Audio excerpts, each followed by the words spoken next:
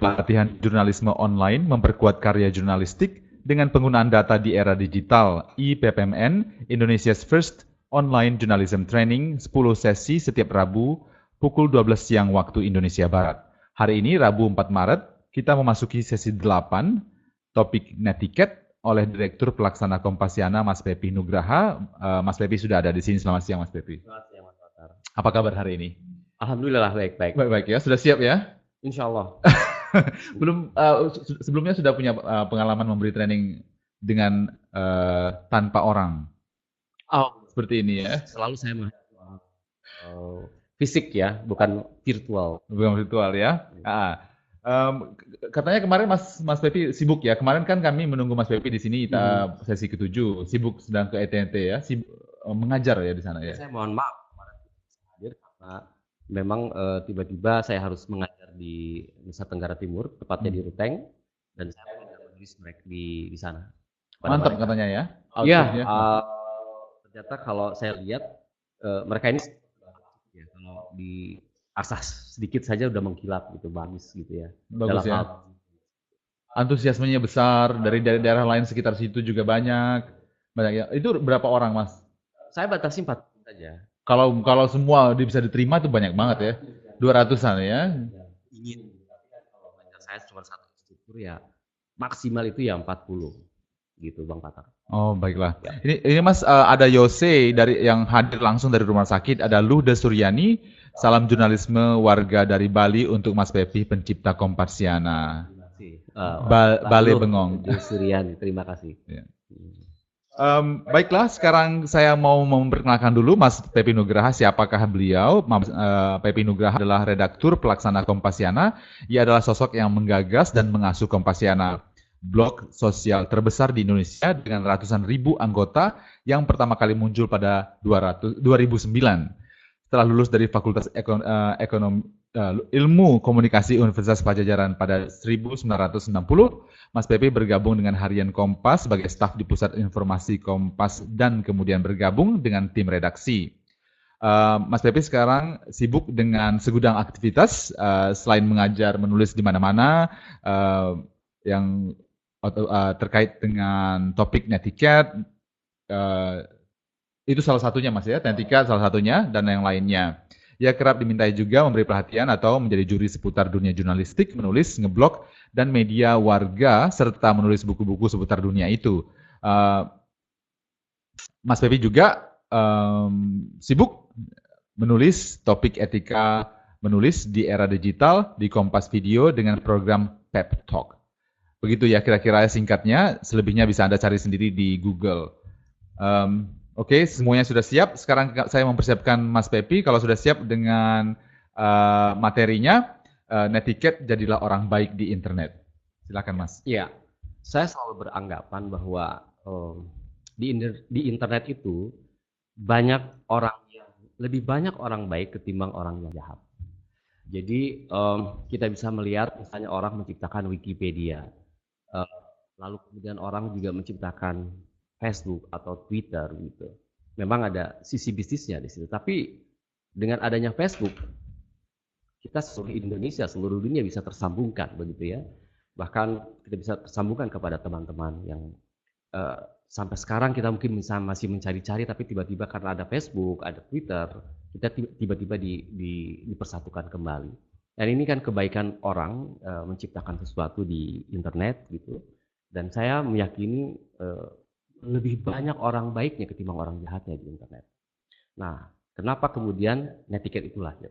Karena netiquette di sana itu mengatur tentang tata tertib, moral, baik dan buruk, melakukan atau menggunakan internet. Nah, kalau di dunia yang ada sekarang ini, maksudnya di dunia yang nyata gitu, itu ada yang namanya sopan santun, namanya etiket. Persoalannya kalau netiquette itu, kalau kita bersosial, berinteraksi di internet, itu tidak ada orang yang memberitahu kepada kita bahwa apa yang kita lakukan itu adalah salah, gitu ya. Tidak ada orang yang meluruskan, begitu. Nah, berbeda dengan di dunia nyata, yang kalau kita melakukan kesalahan, orang akan langsung menegur. Bahkan sebelum kita melakukan kesalahan, mungkin orang akan menegur bahwa itu adalah salah, itu adalah Dari ekspresi juga dari kelihatan ekspresi kalau salah ya. misalnya. Nah, tetapi yang bisa membimbing kita gitu ke arah yang baik, kecuali kalau kita nyemplung dulu gitu. Jadi kita harus nyemplung dulu, kita harus salah dulu, baru kemudian orang memberitahu. Nah, beda dengan dunia nyata yang dimana sebelum kita kecemplung pun, misalnya orang masih tahu bahwa itu perbuatan yang baik atau tidak sesuai dengan norma-norma adat setempat. Misalnya seperti itu, Bang Patar.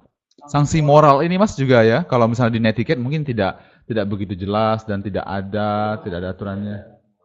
Kalau misalnya saya mau menjadi perusak di internet, katakanlah, nah saya kemudian bisa misalnya menggunakan nama samaran atau nama lain atau anonim begitu, hanya untuk menyerang seseorang atau untuk misalnya mengacaukan saja, untuk kampanye hitam.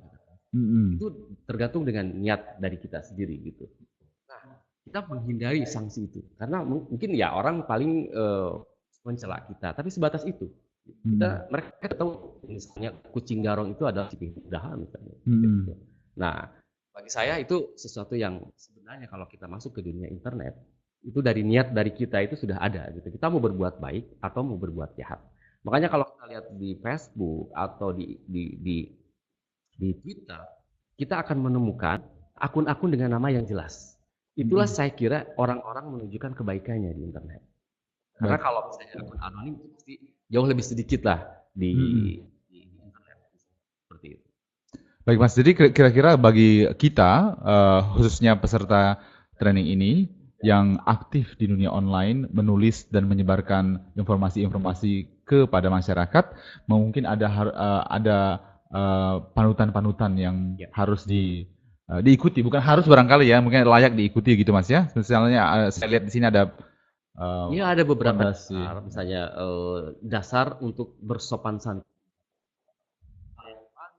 Dasar sebuah jargon yang sangat terkenal di dunia internet, maksudnya di dunia etiket berinternet atau netiquette, yaitu think before you post. Jadi sebenarnya nasib kita bisa ditentukan oleh ujung jari kita. Bagaimana kita menekan tombol publish misalnya. Nah, sebelum kita jatuh atau misalnya berurusan dengan hukum, dianggap mencemarkan nama baik orang, kira-kira postingan yang akan kita tayangkan di internet atau di media sosial ini berpotensi untuk digugat, berpotensi untuk menyakitkan orang lain atau tidak. Jadi sebenarnya hal yang pertama harus kita lakukan adalah dari diri kita sendiri. Itu saringannya adalah diri kita.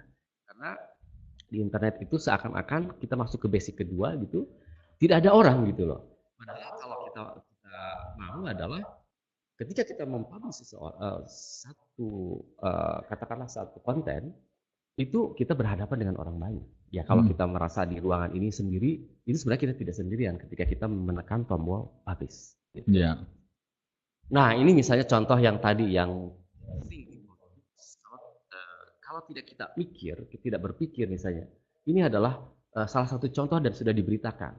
Menghina Jokowi, tukang tusuk sate, klaim hanya iseng. Tetapi dia diperkarakan. Bukan oleh Jokowinya tentu saja, tapi ada oleh orang-orang atau polisi juga dengan sendirinya akan memperkarakan itu sebagai sebuah penghinaan. Padahal mungkin orang si tukang sate, tusuk sate ini adalah awalnya iseng. Tapi mungkin karena dia tidak paham netiquette, tidak ada orang yang ngasih tahu bahwa itu adalah bisa berakibat fatal dan bisa jerat hukumnya ada juga, ranjau-ranjau juga masih ada jelas gitu. Itu tidak akan dilakukan kalau dia tahu dan ada orang yang memberitahu bahwa kalau Anda mempostingkan sesuatu, boleh dipikir dulu sebelum mempostingkan. Jadi nasibnya sebenarnya di ujung telunjuknya, ujung telunjuk jarinya dia. Gitu. Baik Mas Pevi, sebelum kita masuk ke dasar berikutnya, saya mau cek suara dulu ya. Kata Dendi, suara Mas Pevi agak kecil. Bagaimana ini? Apa sekarang sudah bagus? Sudah bagus sekarang. Mungkin saya kurang dekat dengan mic. Suara sudah oke kata Okta. Ya, baik. Terus dasar-dasar kedua gitu Mas. Ingat manusia ini hubungannya dengan think before you post. Ini sebenarnya menyangkut hal yang kedua. Sebab yang kita hadapi di internet itu adalah orang-orang, bukan kucing, ya, bukan hewan gitu.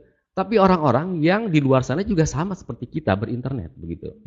Jadi bayangkan kalau misalnya kita mempostingkan sesuatu yang menyakitkan satu kelompok, menghina agama atau keyakinan tertentu begitu, itu dengan sendirinya mereka menganggap di internet ini tidak ada orang, tidak ada manusia. Padahal di internet itu isinya adalah manusia. Nah, kadang-kadang kita tidak paham bahwa kan saya tidak melihat orang ini. Mereka juga tidak melihat kita. Toh kita juga pakai nama anonim begitu ya. Mereka tidak akan menyerang kita. Kalau kita misalnya bersepakat dengan, kalau kita punya sopan santun berinternet, hal yang kedua, remember people atau ingat manusia, yang kita pegang itu kita tidak akan membuat atau mempostingkan hal-hal yang sifatnya menyakitkan hati orang lain. Baik, Mas. Yang ini contoh lainnya ya, yang asal ngomong barangkali ya, asal post ya. Nah ini karena secara tidak sadar ini adalah kasus Florence ya di Yogyakarta gitu, yang dia merasa curhat di pet sebenarnya.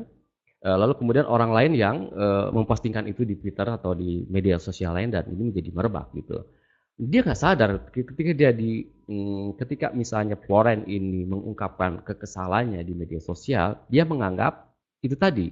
Pertama dia tidak berpikir apakah yang dipostingkan itu akan berpengaruh, akan menyebabkan kekacauan atau menyebabkan rasa sakit orang lain atau tidak. Ini basic pertama, basic kedua ada melekat di sini gitu. Jadi dia tidak paham yang think before you post, dan juga dia tidak paham juga bahwa tidak ingat juga bahwa di pet itu juga ada banyak orang gitu. Seperti itu. Jadi dia menyinggung masyarakat sana ya. Menyinggung masyarakat setempat gitu. Mungkin masyarakat ini oke aja, tapi kan ada di beberapa orang di masyarakat Jogja yang tersinggung. Lalu mereka menghimpun diri dalam sebuah komunitas apunlah namanya, lalu menyeret dia ke pengadilan gitu, dan kemudian menjadi sebuah masalah yang mungkin tidak terpikirkan. Iya, bisa saja sih Mas. Kalau saya berpikirnya ini mungkin sial aja kali Florence ini. Soalnya ada banyak orang kali, ratusan orang setiap hari menghina Jakarta ya, tapi nggak ada apa-apa gitu. Iya. Mungkin sial. Kalau paham dengan tentang think before you post dan remember people, yang pertama aja lah yang paling krusial ya. Think before you post, lalu kemudian remember people. Ini tidak akan terjadi karena bagaimanapun juga Florence tinggal di Jogja, kuliah di Jogja, dan seharusnya di mana kaki dipijak, di situ bumi dijunjung, begitu ya. Gitu ya. Baik. Basic 3 ini Mas, dasar-dasar ketiga, tahu di mana diri berada. Oh, tadi ini ya, masalah Florence ini ya. Iya, saya kira. Jadi berkaitan juga, nah kalau Florence paham, mencontohkan Florence, semoga Florence tidak menggugat saya gitu karena mencontohkan. Ini kan ini demi kebaikan ya, di internet saya kira banyak orang baik itu tadi ya, ketimbang orang jahatnya gitu. Jadi kalau seandainya dia tahu, dia paham di mana kita berada, lalu kemudian ibaratnya kita mau melompat, jadi kita harus ancang-ancang dong. Ya, sebelum melompat itu, apakah tanah yang akan dipijak di seberang sana itu bisa untuk kita pijak, atau mengandung lumpur atau mengandung paku misalnya, kita harus hati-hati juga. Maka kemudian basic ketiga ini adalah tahu di mana diri berada dan hati-hatilah sebelum melompat, gitu istilahnya seperti itu. Mas, ini bisa dijelaskan nggak ini relativisme budaya? Apa yang dimaksud? Mungkin ada yang bertanya atau kira-kira jelasnya seperti apa ini? Kita harus ingat relativisme budaya, namanya relatif. Jadi setiap suku, setiap golongan, setiap agama misalnya punya budaya masing-masing. Yang harus kita lakukan adalah kita coba berusaha menghormati budaya masing-masing itu. Misalnya kita tidak sepantasnya misalnya menggugat kebiasaan orang di media internet misalnya atau di sosial media. Katakanlah seseorang memakai jilbab gitu ya, lalu kemudian secara iseng, lu kenapa sih berjilbab gitu, ini kan hari panas gitu. Kalau orang tahu tentang relativisme budaya, itu seharusnya kata-kata itu tidak akan terungkap. Karena bagi orang yang menggunakan jilbab, no problem. Ini kebiasaan saya begini. Mau apa gitu. Tidak perlu dipersoalkan hal-hal seperti itu. Juga mungkin masyarakat Bali ini di Bali punya kebiasaan nyepi. Saya punya kebiasaan seperti itu berdasarkan agama. Ya, kita harus hormati itu, gitu ya. Sehingga kalau kita saling menghormati budaya masing-masing, saling memahami gitu, kita tidak akan saling serang rasanya di dunia internet yang saya pikir cuma menghambur-hamburkan waktu aja. Iya. Menghamburkan waktu diri sendiri, waktu orang lain, bikin kasus ya seperti yang ini. Alexander Aan ini, Mas? Iya, Alexander Aan ini adalah ya saya lagi-lagi harus menyebutkan nama karena memang dia sudah menjadi berita. Saya kira tidak ada sesuatu yang harus disembunyikan gitu ya, karena dia juga sudah didakwa. Dia dia Muslim sebenarnya, tetapi dia di Facebook dia mempunyai fanpage namanya Ateis Minang. Nah, Ateis Minang. Nah, dia sendiri berupaya sebenarnya mempertahankan pendapatnya tentang keateisannya yang dia yakini gitu ya sebagai seorang ateis gitu. Cuman persoalannya di Indonesia ini kan kita tahu negara yang wajib menganut agama ya karena itu ada dalam konstitusi kita gitu kan.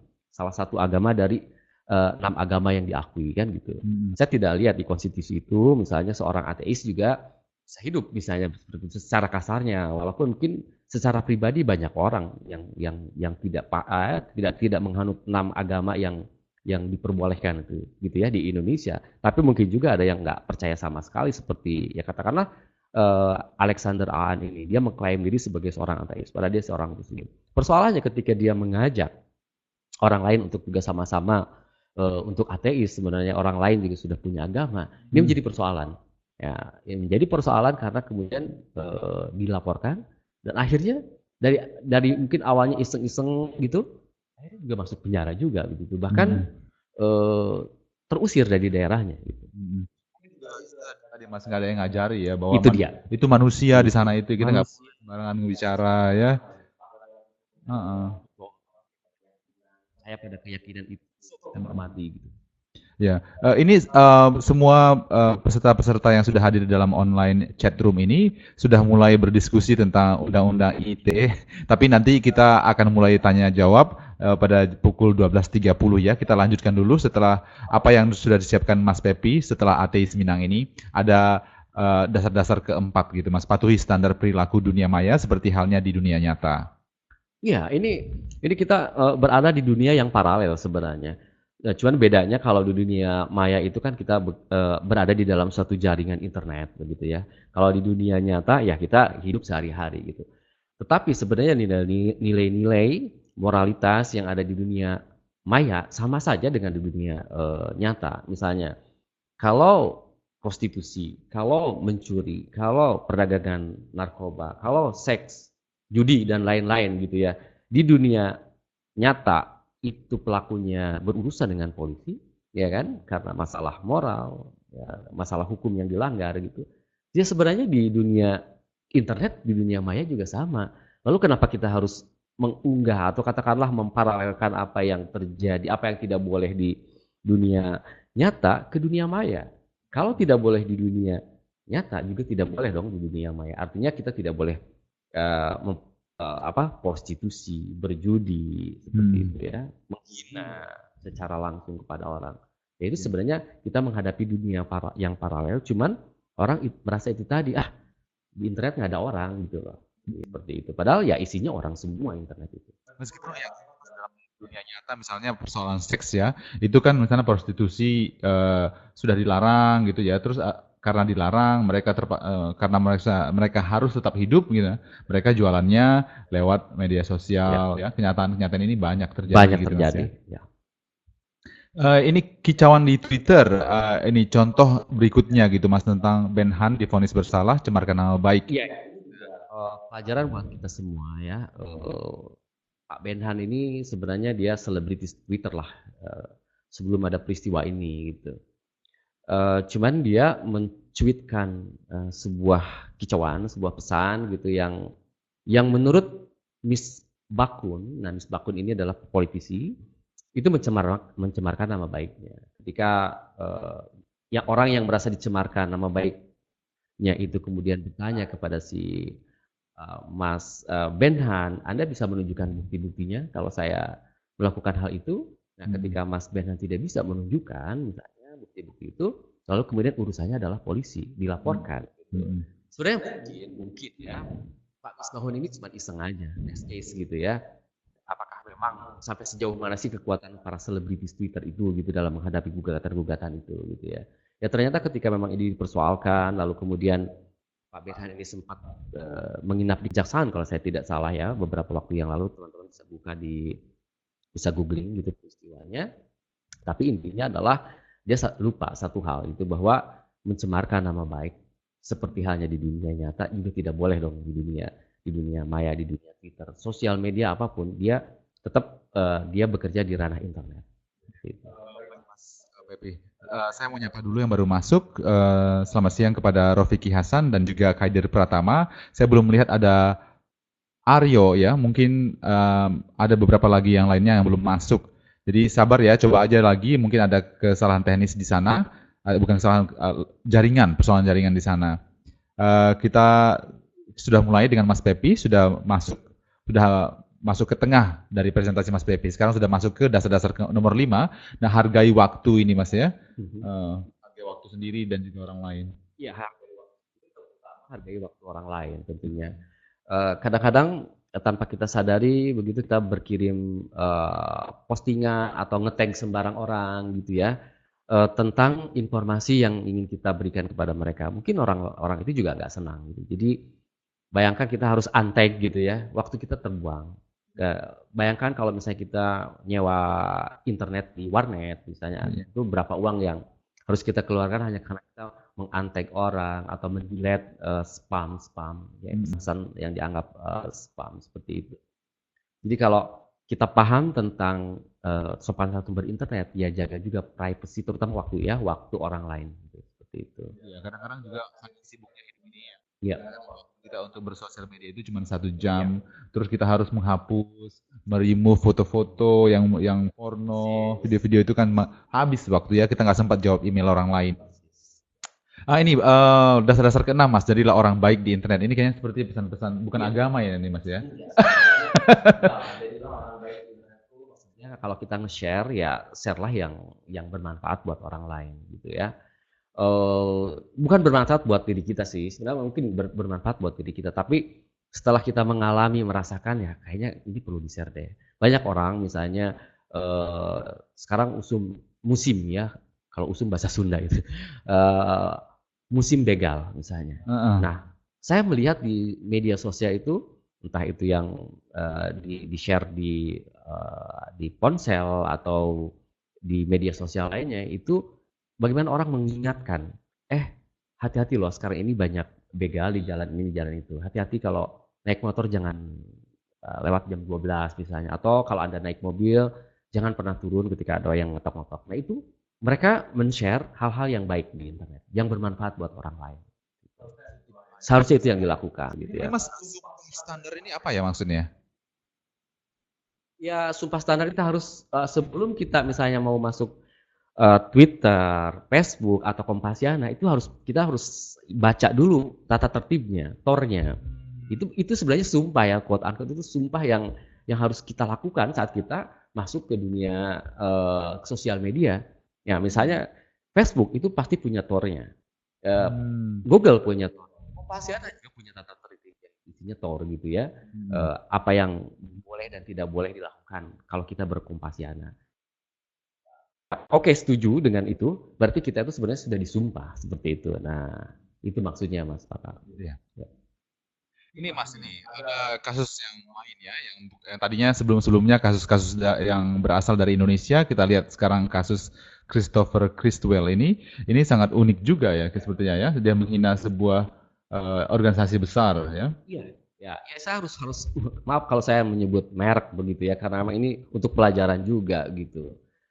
Jadi si Christopher Christwell ini memang iseng gitu ya. Awalnya dia iseng, dia main di YouTube, dia mengubah sebuah lirik lagu yang intinya adalah bahwa menghina perusahaan tempat di mana dia bekerja. Ya, contoh katakanlah begini, kalian membayar saya dengan upah rendah, padahal keuntungan kalian besar sekali. Nah itu kemudian yang namanya Starbucks itu marah ya. Karena apa? Karena dia menggunakan celemek Starbucks, lalu kemudian dia bernyanyi-nyanyi di YouTube, lalu kemudian banyak orang mengomentari. Kelihatannya lucu, iseng, tapi bagi pihak Starbucks tentu dia tersinggung. Kemudian sampai kepada pemecatan.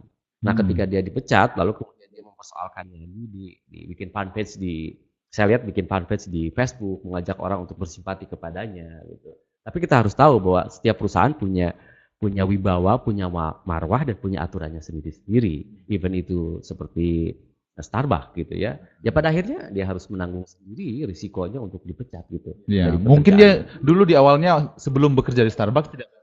Iya, tidak baca tornya itu. Seperti itu. Jadi kalau dia baca tornya kan Harusnya dia paham. jangan kerja di situ kan Ya, kalau nggak mau. ya. Dasar 7 Mas, tunjukkan serta bagikan kepakaran. Ini mungkin ya, ini tadi ya, menyebarkan kebaikan Betul. ya. Karena saya merasa orang baik di internet jauh lebih banyak ketimbang orang jahat. Nah, manusia ini sebenarnya dalam diri masing-masing itu sebenarnya hanya ada dua. Satu, apa yang mereka sukai gitu ya, hobi mereka, dan apa yang kita kuasai, apa yang dia kuasai. Nah, baik yang mereka sukai itu hobi terkait dengan hal-hal yang ya iseng-iseng begitu ya, dan apa yang mereka kuasai yaitu kepakaran seseorang, ya hendaknya itulah yang dibagikan di internet begitu. Jadi saya bisa kasih contoh di slide berikutnya barangkali Mas Pantar ya. Saya merasa punya kemampuan, punya kepakaran di bidang tulis-menulis, di bidang jurnalistik, ya, di bidang kewartawanan.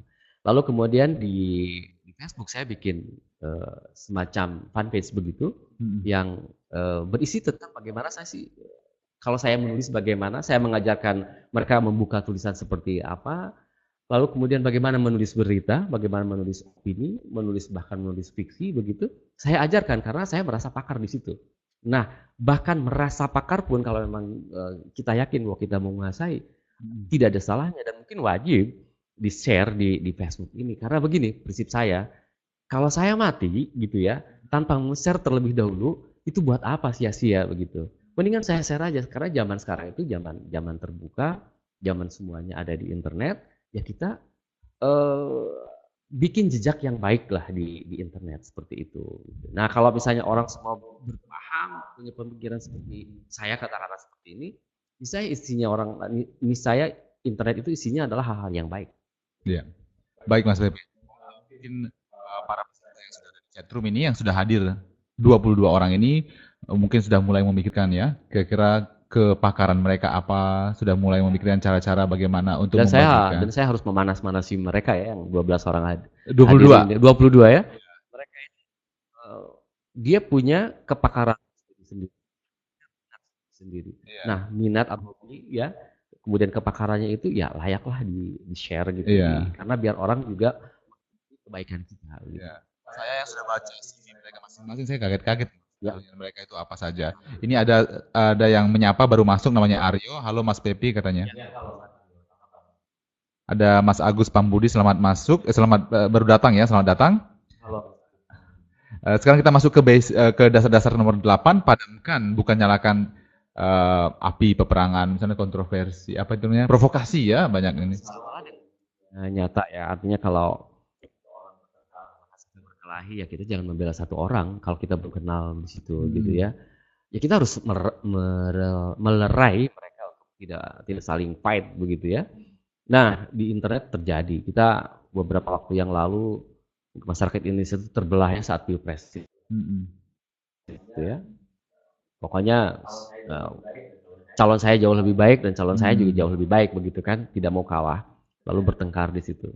Dan saya lihat tidak ada orang yang berusaha melerai gitu ya, bahkan memanas-manasi gitu. Nah inilah kalau misalnya terjadi suatu pertikaian di internet dengan karan kita, kebijaksanaan yang kita punya ya, dengan mungkin karena dari sisi usia, dari sisi pengalaman kita, keyakinan kita menurut keyakinan saya bisa melerai, lakukanlah itu. Jangan kemudian kita membela salah satu untuk kemudian menggelorakan pertikaian ini menjadi sebuah api kemarahan yang luar biasa. Ya. Meskipun sebenarnya Mas Kasri kan sebenarnya contoh pertikaian itu adalah contoh yang sangat besar ya, Pilpres ya. Jadi kelompoknya pun udah sangat besar. Mungkin kalau kita berkomentar positif pun terlalu kecil dibandingkan dengan banyaknya serangan-serangan itu. Tapi tetap kita harus berusaha ya untuk. Jadi orang baiklah di internet. Okta ya, saya dan semuanya orang yang sudah sudah mau menyiapkan pertanyaan. Sebentar lagi ya, kita selesaikan dulu ini supaya cepat. Ya. Saya janji setelah slide ini selesai, semua pertanyaan tidak ada basa-basi ya. Kita masuk hormati hak pribadi, privasi orang lain. Ini Mas ini, tadi sudah dijelaskan ya bahwa salah satunya masalah waktu ya. Soal privasi ada yang mau ditambahkan nggak Mas? Ya sebenarnya sama saja sih dengan yang awal-awal gitu, cuman ini lebih ditekankan kepada waktu, bukan lagi kepada bandwidth. Kalau bandwidth kan mungkin, infrastruktur, uang yang harus dikeluarkan, tapi yang lebih penting juga sebenarnya waktu gitu kan. Jangan jangan menghambur-hamburkan waktu orang lain hanya misalnya karena kita menyampah di media sosialnya dia, atau kita misalnya mengajak dia chatting terus-menerus gitu, padahal mungkin dia sudah tidak mau lagi gitu kan, Mhm. atau kita spam dengan iklan-iklan yang sifatnya komersial gitu, padahal mungkin dia dia tidak mau seperti itu. Jadi kita memang harus hati-hati dengan waktu yang Mhm. dimiliki oleh orang lain, karena kalau kita juga diperlakukan seperti itu tentu kita tidak mau. Iya, Jadi ada empatilah di situ iya, bagaimana itu kita kuncinya Mas ya. Kalau kuncinya nggak diperlakukan ya, seperti itu ya empati, mau nggak mau ya kuncinya empati. empati ya. Dan saya kira waktu adalah sangat berharga sampai sekarang gitu. Iya, Karena sedetik pun kita tidak bisa mengulang waktu yang lalu toh.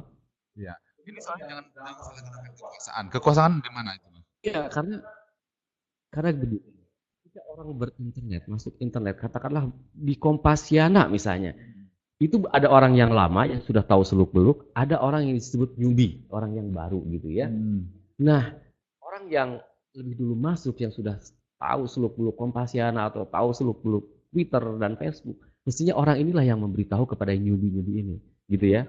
Bukan malah menjerumuskan gitu. Ya, sementara orang yang newbie ini kan seperti orang masuk ke dalam sebuah area wilayah seakan-akan nggak ada orang nih gitu. Padahal banyak orang gitu. Yang kasih tahu, kasih arah pengarahannya sampai dia tersesat seperti itu. Ya.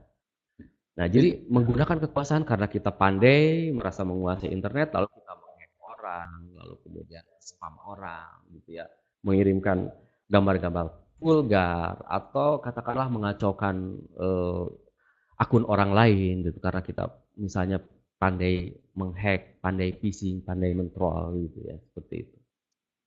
Mas ini ada berikutnya nih ya.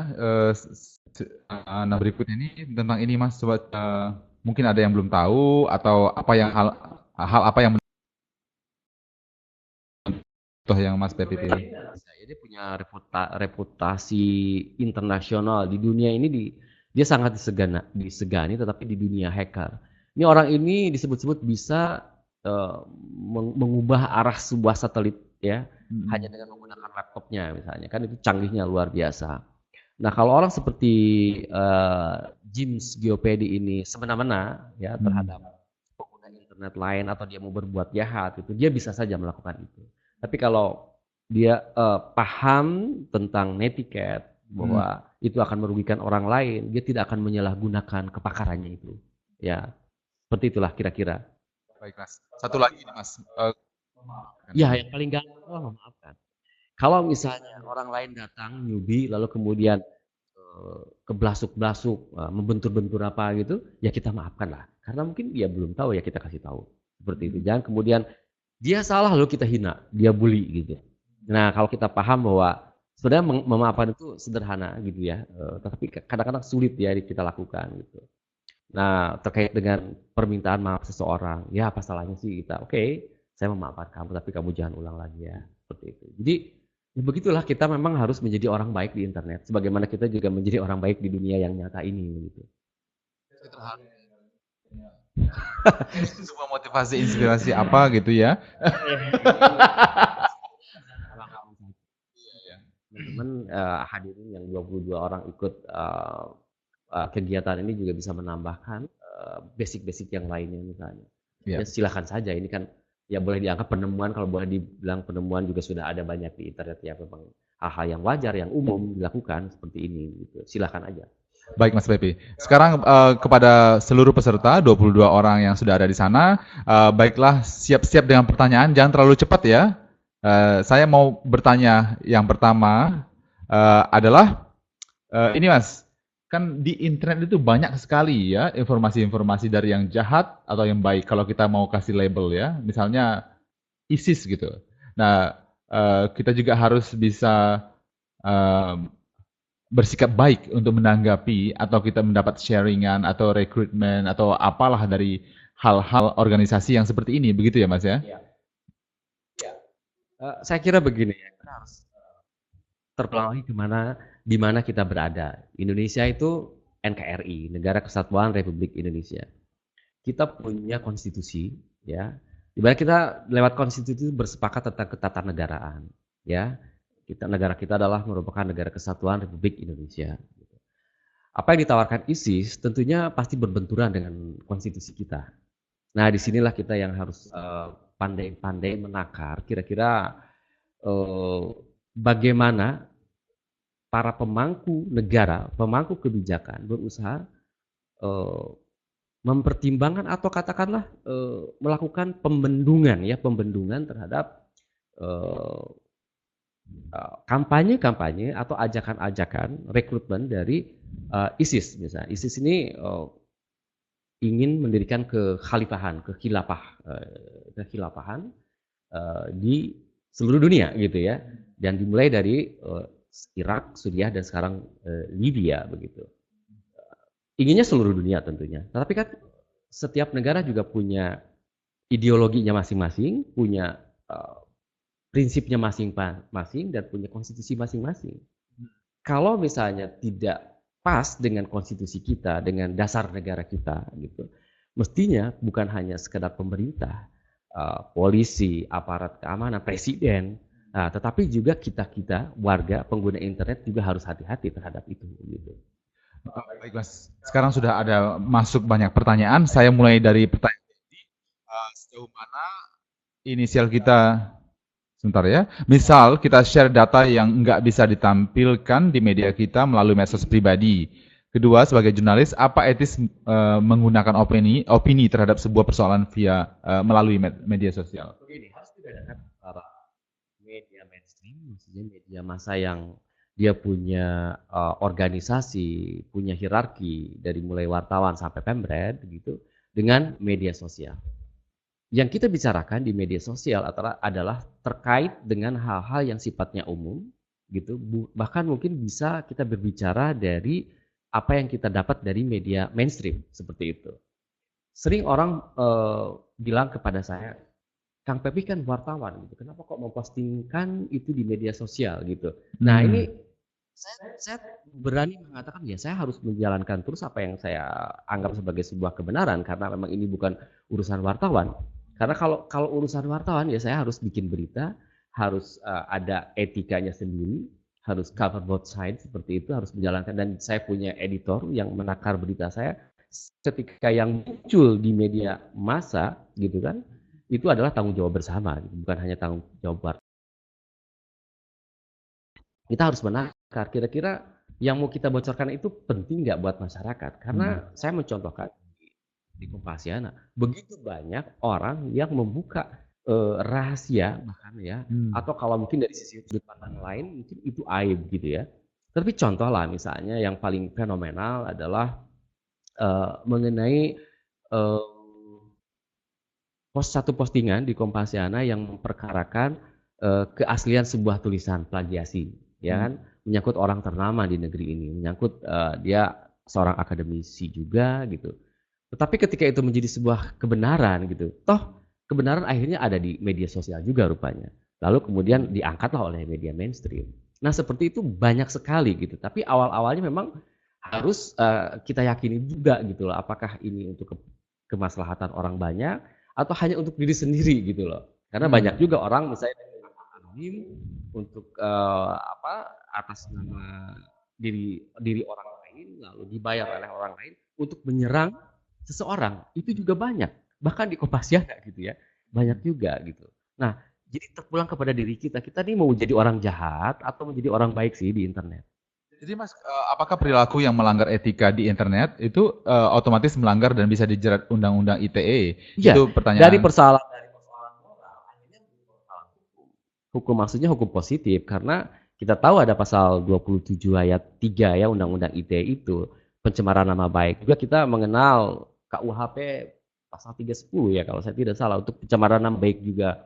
Jadi memang ada dua rambu itu juga seharusnya bukan dijadikan momok oleh kita ya, tapi harus menjadi hati-hati saja bahwa ternyata yang tadinya persoalan moral, persoalan main-main begitu, ternyata kalau orang memperkarakan, orang tidak suka, itu menjadi ranah hukum juga. Nah kalau sudah menjadi ranah hukum kan kita harus berhadapan dengan aparat hukum. Kalau sudah berhadapan dengan aparat hukum kita tidak bisa menghindar. Kita sudah di Bareskrim, sudah masuk ke kejaksaan, dilimpahkan ke pengadilan, ya kita harus ikutin itu. Masa hanya karena iseng atau hanya karena hal-hal yang ya sifatnya sepele, menyerang orang yang tadinya cuman menyerang orang tapi mungkin dia tidak akan lebih jauh lagi untuk memperkarakan kita. Wah, akhirnya kita sendiri yang menjadi terjerat karena hukum Iya. seperti itu. Ini dari Erna Mardiana, Mas. Ada batasan yang jelas nggak antara etiket di internet dengan undang-undang ITE itu? Iya, itu harus. Saya kira persoalan undang-undang itu awalnya juga dari moral. Jadi hal-hal yang baik dan tidak baik, do and don't seperti itu. Kalau kalau bedanya undang-undang itu ada tegas sanksinya. Moral itu tidak ada sanksinya. Oh, begitu, baik. Ya. Jadi itu juga menjawab barangkali ya untuk Erna Mardiana dan orang-orang yang sudah bertanya sebelumnya. Dari Okta, ada beberapa media yang menyebut inisial, ada yang ditulis secara gamblang. Kenapa bisa berbeda? Apakah ada semacam embargo? Untuk embargo berita pada media di Indonesia, apakah ada payung hukum yang melindungi? Ini dua pertanyaan ini, ya kan? Satu mengenai inisial dan satu mengenai embargo, ya kan? Kalau inisial itu sebenarnya gaya masing-masing, terpulang kepada gaya masing-masing lembaga pers atau lembaga media masing-masing. Harian Kompas misalnya masih mengadopsi nama inisial gitu ya. Tapi ada juga yang pakai by name atau by line gitu. Jadi nama jelas seperti itu. Di luar negeri sudah nama jelas semua gitu. Itu masalah kebiasaan saja saya kira. Yang kedua itu menyangkut apa tadi ya? Untuk embargo. Itu kan sebenarnya sebagai semacam kesepakatan saja, gitu. Jadi, oh ini nanti ya baru dimunculkan setelah menteri mengumumkan misalnya seperti itu. Tapi beritanya sudah lebih dahulu diberikan, disampaikan kepada masing-masing wartawan, masing-masing koran. Karena kita sepakat bahwa ini embargo berita dan kemudian ditayangkannya nanti setelah ada misalnya menteri mengumumkan, nah itu baru bisa. Nah, tapi kalau kita tiba-tiba memunculkan, nah itu sudah menyalahi, bukan menyalahi undang-undang atau menyalahi itu, tapi menyalahi kode etik aja. Kalau mana yang off the record, mana yang background, mana yang embargo itu wartawan sudah dengan paham dengan sendirinya. Saya kira seperti itu. Baik, jelas Mas Pepi. Saya kira udah menjawab pertanyaan Okta. Dari Lenggo Geni, dia menanyakan apakah ini ya, soal pencemaran nama baik. Saya kira banyak sekali katanya Lenggo, banyak sekali pencemaran nama baik, tapi kenapa belum banyak ya juga yang belum dijerat undang-undang ITE. Tergantung. Apakah misalnya ketika seseorang menuduh saya dengan nama byline, dengan nama jelas asli saya misalnya Pepi melakukan plagiat gitu ya, dan itu ditulis di media sosial begitu. Kalau saya tidak memperkarakan orang yang nulis, ya nggak akan ada tuntutan hukum. Ya. Tidak ada. Ya. Baik Mas, ini dari Luhda Suryani dari Bangka. Netiket ala Mas Pepi ini cenderung moralis, tentu saja sangat penting. Tapi Mas berbuat baik di dunia maya juga bisa dengan menyampaikan skeptis dan kritisme. Ini Mas yang ini. Berbuat baik di dunia maya? Bisa juga di dunia maya juga bisa dengan menyampaikan skeptis dan kritisme. Itu perlu ya. Saya kira modal wartawan itu adalah skeptis, ya kan, ingin tahu, skeptis dan kemudian berusaha mencari tahu seperti itu. Nah di sosial media banyak orang yang hanya sekedar bluffing gitu ya. Ya mungkin itulah yang kemudian ada teman yang mengatakan bahwa informasi di media sosial itu seperti aliran bah, seperti sampah yang terkena aliran aliran bah begitu, sehingga susah misalnya untuk menelisik atau memilah-milah mana itu yang bernas, mana yang tidak gitu. Tetapi banyak juga contoh-contoh peristiwa seperti halnya yang saya sebutkan di Kompasiana itu menjadi kenyataan yang justru tidak terungkap di media massa mainstream seperti itu. Ya, Mas ini ada dari Kaiser Pratama, dia menambahkan dan menguatkan sesuatu yang cukup menarik ini. Dia bilang selama kita punya data, ketika kita menyebarkan informasi, saya kira tidak apa-apa gitu katanya. Pulang kepadanya. Kalau niat kita demi kebaikan orang, perlu data-data yang kita miliki gitu, ya kenapa enggak?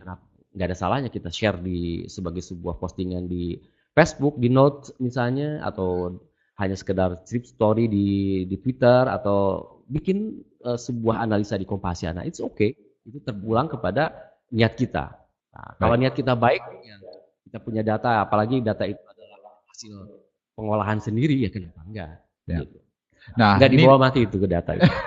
Nah, ini dari Mas Aryo ya, dia bilang kalau memang semua bisa melakukan dan menerapkan etiket ini, berarti semuanya kita berdamai lah di media sosial gitu ya. Pertanyaannya adalah bagaimana strategi sosialisasi netiket bisa menjangkau seluruh lapisan pengguna internet? Ya, pertama seperti yang dilakukan oleh PPNM ini adalah salah satu cara untuk bagaimana menyebarkan kebaikan lewat pemberitahuan tentang adanya netiket. Lalu saya kira 22 orang ini mereka bersosial media, toh mereka bisa misalnya memberitahukan kepada rekan-rekannya, bisa mengcopy link yang ini di link PPNM di media sosial masing-masing, di blognya atau di Facebooknya atau di Twitternya. Itu adalah salah satu cara bagaimana menyebarkan netiket ini kepada orang lain. Karena saya tidak mungkin melakukannya sendiri keliling-keliling. Apa pula saya begitu. Lagian mereka ini adalah banyak yang juga dosen gitu. Apalagi dosen, wartawan, saya kira dosen online. baik. Baik. Bisa bagaimana membuat sebuah buku atau sebuah pelatihan bagaimana bunuh diri yang baik, misalnya nggak akan begitu, karena pasti akan mengajarkan kebaikan. Oke, ini Mas ada dari Lenggo Geni. Kalau gambar-gambar yang dimunculkan di media sosial yang berdarah-darah atau kesadisan, nah itu bagaimana komentar Mas Pepi? Nah, ini, kalau di kode etik jurnalistik, Iya, ya kan, ini itu sudah jelas. dilarang. Ya. Itu jelas dilarang. Sebenarnya kalau saya ditanya dari berbagai forum gitu, itu sebenarnya warga sosial media gitu, maksudnya netiket atau warga internet itu punya etiket nggak sih dalam hal menayangkan gambar-gambar seperti itu? Kalau saya bilang, walaupun nggak punya, apa salahnya meniru kebaikan yang ada di etika yang dipegang oleh wartawan misalnya. Kalau wartawan mengatakan di dunia kewartawanan menayangkan gambar-gambar yang seks ya, yang vulgar, lalu kemudian yang tadi yang berdarah-darah itu tidak baik, itu pasti ada alasannya. Karena publik tidak boleh memunculkan kengerian di mata publik. Nah, kita juga harusnya bisa mengikuti hal yang baik dong, kalau kita anggap itu baik. Maka kalau kita punya keyakinan semacam itu, ya kita walaupun sebagai warga biasa yang bukan wartawan, saya tidak akan kemudian men-share gambar-gambar yang berdarah-darah itu. Saya warga biasa itu pada umumnya nggak tahu barangkali ya Mas ya, etika jurnalistik ya. Nah, itulah yang Tugas kita. Tahu mengajarkan atau memberitahu kepada yang newbie ini, itu sudah masuk ke netiket yang tadi saya jelaskan. Baik Mas, ini ada pertanyaan dari Cinta Dewi. Sebenarnya bukan pertanyaan, tapi dia ingin mendengar komentar Mas Pepi tentang Tempo yang dilaporkan membocorkan rekening gendut. Di mana batas rahasia negara dan kepentingan publik? Ya, saya kira Tempo kalau memang punya data dan datanya itu fix, sah gitu, ya kenapa harus takut? Hadapi saja. Kecuali kalau memang Tempo bluffing, tidak punya data, hanya mengatakan berdasarkan asumsi atau hanya berdasarkan laporan dari PPATK misalnya, maksudnya tidak kuat lah ya, ya sudah minta maaf aja dari sekarang. Kalau tidak punya kuat. Tapi kalau soal itu dulu kan tahun 2010-an gitu Mas. Ya dimunculkan, tapi waktu itu kan tidak dipersoalkan. Nah sekarang dipersoalkan. Ya, nanti Tempo akan, saya kira, saya yakin dia tidak sembarang memunculkan data itu, apalagi untuk kepentingan publik kan, publik membaca. Dia tidak akan menyesatkan pembacanya tentu saja. Baik. Ini dari Agus Mas terkait labeling dalam penyebutan inisial terhadap tersangka, padahal belum tentu dia bersalah. Dan nyatanya banyak media menyebut seseorang sebagai tersangka atau terdakwa. Tapi setelah ada putusan, media tidak mengikuti perjalanannya hingga tuntas di pengadilan. Dan setelah ada putusan seseorang itu tidak terbukti, media tidak memberitakan. Padahal di awal-awalnya dia menulis berita dari kepolisian, kejaksaan. Sebaiknya bagaimana? Karena juga sudah tersiar, terpublis di seluruh media. Ini masalah ya. Konsisten dalam artian begini. Mengapa misalnya tersangka ada yang inisial, ada yang harus nama jelas begitu ya. Ada beberapa media yang menerapkan kebijakan kalau misalnya tersangkanya ini sudah ditetapkan gitu ya, sudah ada bukti-bukti permulaan dan dia menyangkut misalnya kejahatan luar biasa, korupsi gitu ya, lalu kemudian dia public figur gitu. Maksudnya dalam pengertian dia pejabat yang sangat mempengaruhi kebijakan publik gitu. Atau dia melakukan kejahatan yang luar biasa, misalnya memperkosa, mensodomi begitu ya, melakukan kegiatan. Saya kira kalau itu memang polisi sudah mempunyai data-data permulaan saja, mestinya kita jangan takut juga untuk menyebut nama lengkap orang itu, si tersangka itu. Nah, kita tahu kalau di KPK, walaupun misalnya KPK masih menyebut inisial, toh kemudian yang keluar di media massa itu adalah nama jelas. Karena orang itu ya sudah jelas. Bagaimana misalnya wajahnya disorot televisi begitu, lalu kemudian televisi baru mengatakan bahwa itu adalah inisial, misalnya kan aneh juga gitu. Mestinya kalau itu disamarkan, ya televisi juga harus menyamarkan dong, harus memblur begitu. Jadi ya kenapa koran juga tidak melakukan hal yang sama begitu. Baik Mas, teman-teman sekalian, kita sudah masuk ke menit 51. Silakan kalau masih ada 1-2 pertanyaan lagi sebelum kita tutup kegiatan kelas hari ini. Ada dari Haidir Pratama menanggapi Pak Agus Pambudi, tidak bisa dipungkiri masyarakat kita sudah bisa dikatakan cerdas. Betul Mas ya? Kira-kira yang ini. Haidir Pratama, katanya masyarakat kita sudah cerdas, bisa dikatakan cerdas dalam melihat kecenderungan media kita dalam memberitakan. Media sosial menjadi alternatif bagi masyarakat dalam mencari kebenaran yang tidak diakomodasi oleh media yang notabene sudah tercemar dengan kepentingan pemilik media. Setuju. Setuju ya Mas ya? Sangat setuju. Oke, jadi itulah peran sosial media tadi ya. Tapi kita sering dikatakan kalau dulu media mainstream, media massa itu sering disebut sebagai pilar keempat karena mereka ini, media massa ini mengawasi kinerja tiga pilar kenegaraan, tiga pilar pemerintahan, yudikatif, eksekutif, sama legislatif, diawasi oleh media massa. Sekarang lahir pilar kelima yaitu media sosial, karena media sosial ini juga mengawasi yang si pilar keempatnya itu, mengawasi media massanya. Gitu. Jadi kalau ada media massa ngaco-ngaco ya pasti media sosial akan bereaksi. Sudah terbukti ya? Sudah terbukti. Ditinggalkan. Sudah terbukti. Ya. Nah ini dari Okta Mas ya, apa pendapat Mas Pepi tentang whistleblower seperti Julian? Apakah di Indonesia hal ini bisa berkembang? Apakah media bisa mengambil manfaat dari data-data mereka? Ya saya kira sepanjang itu bermanfaat buat kita dan kemudian si orang ini mendedikasikan dirinya bahwa saya bersedia di penjara demi kebaikan, ya kita harus merasakan manfaat dari bocoran-bocoran yang dia sampaikan seperti itu. Kalau ternyata banyak data yang kita tidak tahu, tapi ada segelintir orang yang tahu data itu, dan segelintir orang inilah yang kemudian men-share data-data yang menarik itu. Misalnya katakanlah data-data intelijen, data-data yang sekiranya itu kemudian bermanfaat buat kita. Oh ternyata misalnya kita ini mau diserang oleh sebuah negara begitu. Kalau kemudian orang itu membocorkan apa yang dia ketahui dan itu sahih, kan bermanfaat juga buat kita ya. Kita harus siap-siap nih.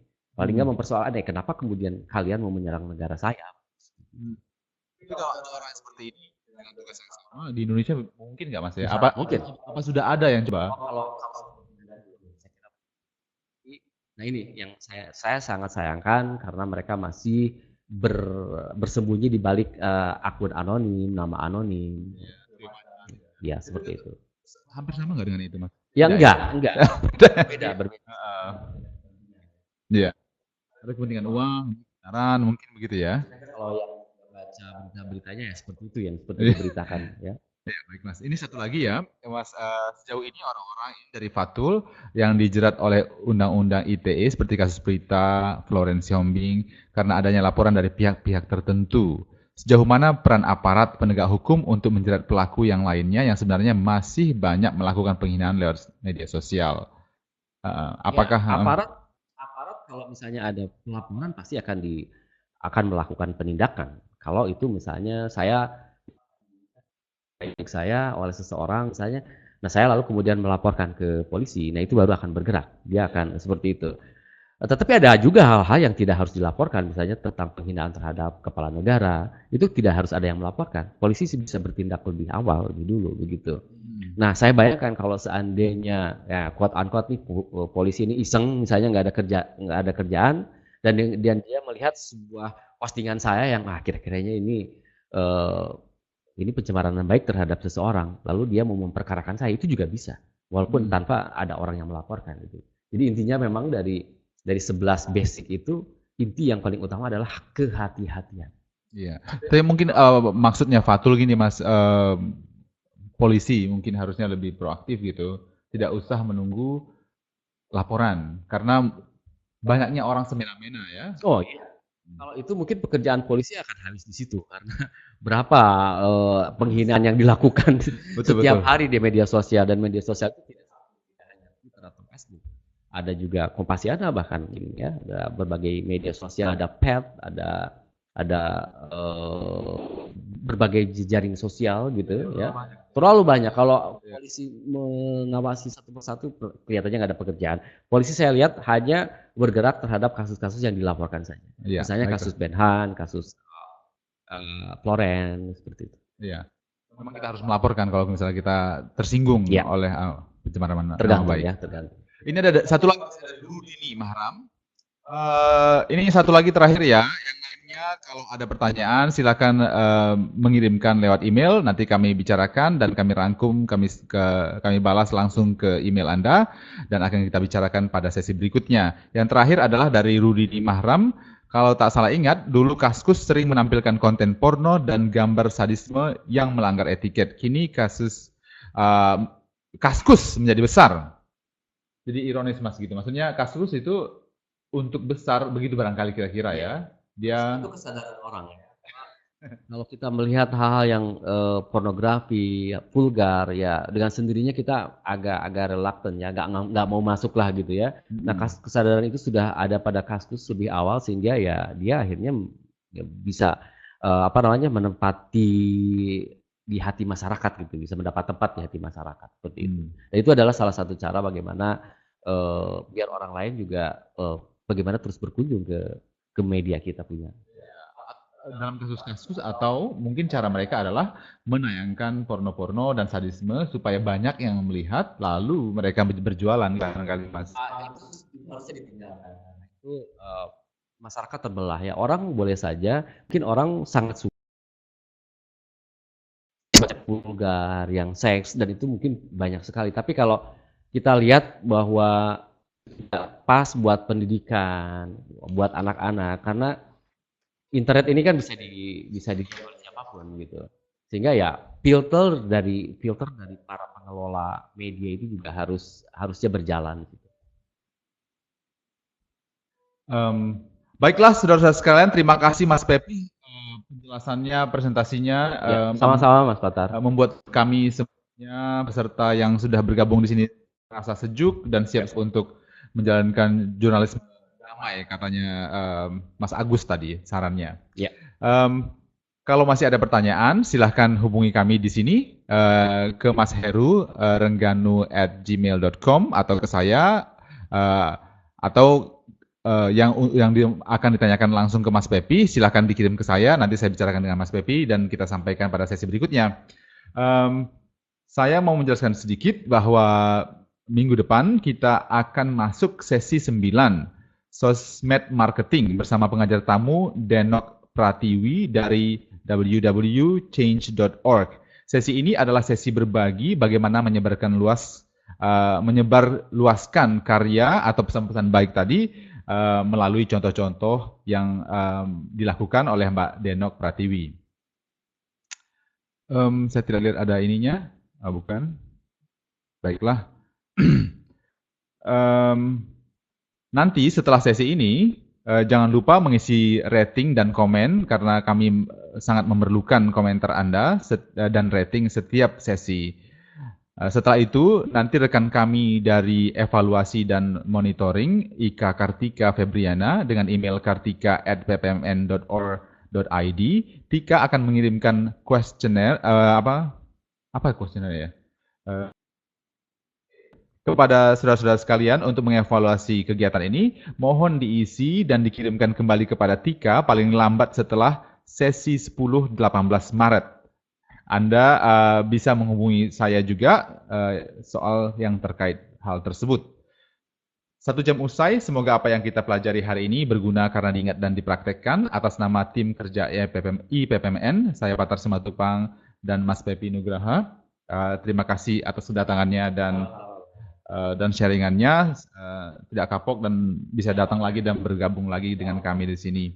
Kami mengucapkan terima kasih kepada semua yang sudah aktif pada hari ini. Sampai jumpa minggu depan.